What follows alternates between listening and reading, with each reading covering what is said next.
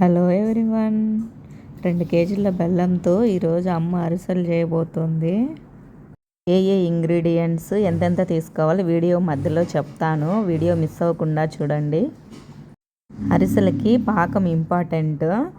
పాకం కోసము పొడిగా కొట్టి పెట్టుకున్న 2 కేజీల బెల్లంలో 3 టీ గ్లాసుల నీళ్లు పోసుకొని బాగా కరగబెట్టుకొని గ్యాస్ పై పెట్టుకొని బాగా పొంగొచ్చే వరకు కలియబెడతానే ఉండాలి. అలా పొంగొస్తుంది. అట్లా పొంగొచ్చిన తర్వాత మనము చెక్ చేసుకుంటూ ఉండాలి. ఒక వాటర్ తీసుకొని ఒక గిన్నెలో కొంచెం దాంట్లో వేసుకొని ముద్దలాగా లేత ముద్దలాగా వచ్చేలాగా చెక్ చేసుకోవాలి. పాకం చాలా ఇంపార్టెంట్ అరిసెలకి.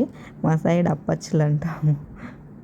ముందే 10 సార్ల బియ్య పిండిని తడిగా మిక్సీ పట్టి పెట్టుకొని పిండి చేసి పెట్టుకొని పిండి ఆరిపోకుండా పక్కన పెట్టుకొని ఒక క్లాత్ కప్పి పెట్టుకోవాలి. ఆ క్లిప్ మిస్ అయింది, సో ఏమనుకోవద్దండి. ఇప్పుడు పాకము వీడియోలో చూపించేలాగా అట్లా చెక్ చేసుకోవాలి. వాటర్లో వేసి లైట్గా ముద్దలాగా రావాలన్నమాట. సో పాకం లైట్గా ముద్దలాగా వచ్చిన వెంటనే ఈ తడిపిండిని దాంట్లో వేసుకొని కొంచెంగా వేసుకుంటూ బియ్యపిండిని కలపెట్టుకుంటూ ఉండాలి. ఉండలు కడుతుంది. సో ఒకరు కలబెడతా ఉండి ఒకరు పోస్తూ ఉండి కలబెట్టుకుంటూ ఉండాలి. మంట కొంచెం సిమ్లో పెట్టుకోవాలి. ఇప్పుడు సడన్గా ఆఫ్ చేయకూడదు. కొద్దిసేపు మంట సిమ్లో పెట్టుకునేసి పిండి వేసుకొని కలబెట్టుకుంటూ ఉండాలన్నమాట.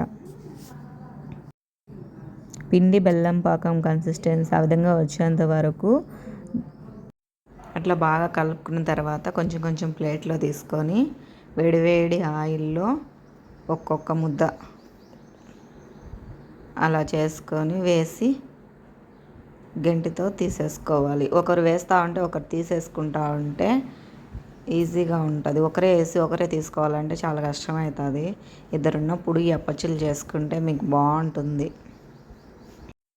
పాకం బాగా వచ్చింది, అప్పచ్చులు అత్రాసాలు బాగా పర్ఫెక్ట్గా ఉన్నాయి అని మనం చేసేటప్పుడు తెలుసుకోవచ్చు. అది ఎలాగంటే మనం వేసే ప్రతి ఒక్క అప్పచ్చు పొంగుతుంది చూడండి, ఒకసారి గమనించండి. నూనెలో వేసిన వెంటనే ఎంత బాగా పొంగుతున్నాయో. సో మనం చేసిన పాకం పర్ఫెక్ట్గా వచ్చింది అని ఇక్కడే తెలిసిపోతుంది. అంతే, ఇంకా వేడివేడిగా అప్పచ్చులు సర్వ్ చేసుకోవచ్చు. ఈ వీడియో చూసే వాళ్ళకి థ్యాంక్ యూ సో మచ్ అండి. ప్లీజ్ మా ఛానల్ని సబ్స్క్రైబ్ చేసుకోండి, లైక్ చేయండి, షేర్ చేయండి. Thank you.